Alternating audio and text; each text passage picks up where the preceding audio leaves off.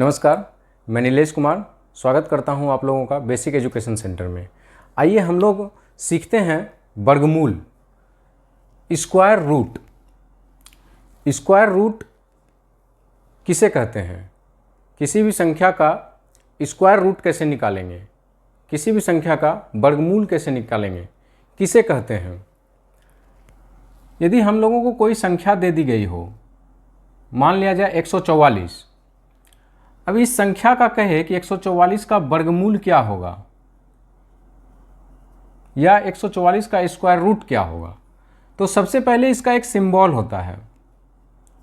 ये सिंबल है square root का, यानी कि इस सिंबल के अंदर जो भी संख्या हम लोग लिखेंगे उसका वर्गमूल क्या होगा वो निकल करके रेडी होगा। जैसे इस सिंबल के अंदर हम 144 लिखते हैं तो 144 का वर्गमूल जो होगा, 144 का वर्गमूल 12 होता है।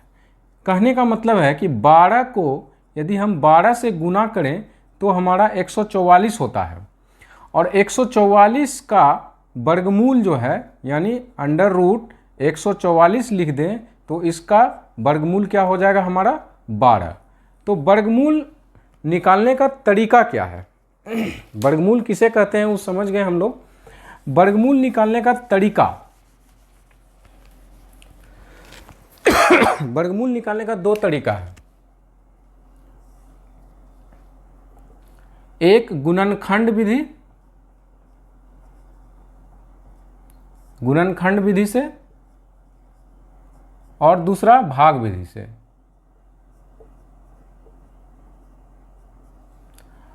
तीसरा भी है शॉर्टकट विधि, वो मैं लास्ट में बताऊंगा। पहले हम लोग आज गुणनखंड विधि से देखेंगे कि किसी भी संख्या का वर्गमूल हम लोग कैसे निकालेंगे, उसको हम लोग गुणनखंड विधि से देखेंगे पहले, उसके बाद भाग विधि से देखेंगे, तब जो है हम लोग कुछ शॉर्टकट्स देखेंगे। तो आज हम लोग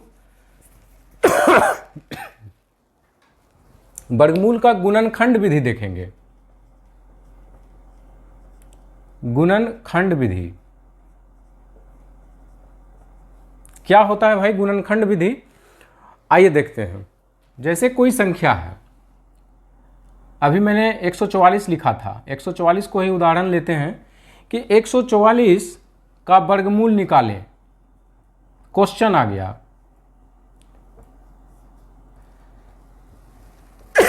144 का वर्गमूल निकालें या 144 का वर्गमूल क्या होगा, या इस तरह से भी रह सकता है, under root 144 is equal to what.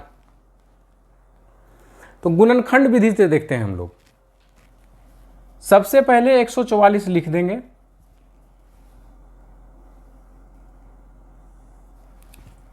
उसके बाद सबसे छोटी संख्या जिससे कि इसमें भाग लग जाए उससे इसको भाग करेंगे। जैसे 2 से इसमें भाग लग जाएगा, 2 सती 14 और 2 दूनी 4, फिर 2 से लग जाएगा 36, फिर 2 से लग जाएगा 18, फिर 2 से लग जाएगा 9, और फिर अब लगेगा 3 से 3। ये हमारा पूरा निकल करके रेडी हो गया। अब इसको हम लोग इस तरह से लिखेंगे, रूट में 2 into 2 into 2 into 2 into 3 into 3। Root के अंदर देखिए 2 का जोड़ा लग रहा है, 2 का जोड़ा लग रहा है। रूट यदि हम लोग हटाते हैं तो 2 का जोड़ा में से एक जोड़ा बाहर हो जाएगा, यहां से भी एक 2 बाहर हो जाएगा, और यहां से एक 3 बाहर हो जाएगा। यानी कि 2 दूनी 4, 4 गुना 3 12, यानी 144 का वर्गमूल हमारा 12 हो जाएगा। ये गुणनखंड विधि है। एक एग्जाम्पल और देखते हैं हम लोग गुणनखंड विधि का ही, ताकि पूरा क्लियर हो जाए। गुणनखंड विधि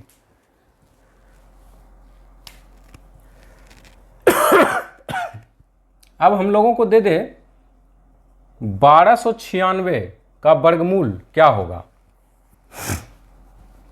तो 1296 हम लोग लिख देंगे इस तरह से। सबसे छोटी संख्या से इसमें भाग देंगे 2 से, 2 छक 12, 2 चकू 8 और 2 अठी 16। फिर 2 से लगेगा, फिर 2 से देंगे, 2 एकम 2, 2 छक 12, 2 दूनी 4। फिर 2 से लगेगा, 2 अठी 16 और 2 एकम 2। अब 2 से नहीं लगेगा तो अब 3 से लगेगा। 3 27 तिया 81, फिर 3 9 तिया 27, अब फिर 3 3 तिया 2। तो हमारे पास संख्या क्या निकल करके आ गया अंडर रूट में, 2 into 2 into 2 into 2 into 3 into 3 into 3 into 3। समझिए बात को। 1296 का हम लोगों ने गुणनखंड से खंड खंड कर दिया, यानी गुणनखंड, खंड तोड़ दिया इसको, तो टूट करके हमारा ये इस रूप में आया। अब इसको हम लोग जोड़ा लगा देंगे। जो भी पूर्ण वर्ग होगा और उसका वर्गमूल निकालना है तो निश्चित रूप से वो जोड़ा में आएगा।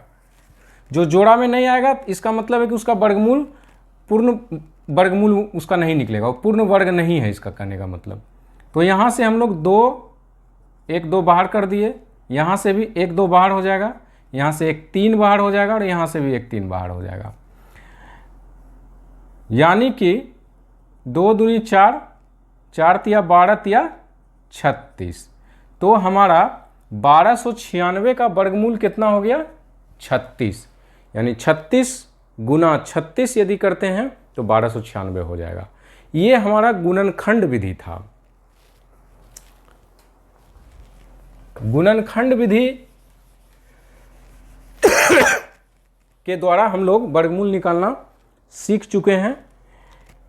एक एग्जाम्पल मैं दे रहा हूं होमवर्क के रूप में।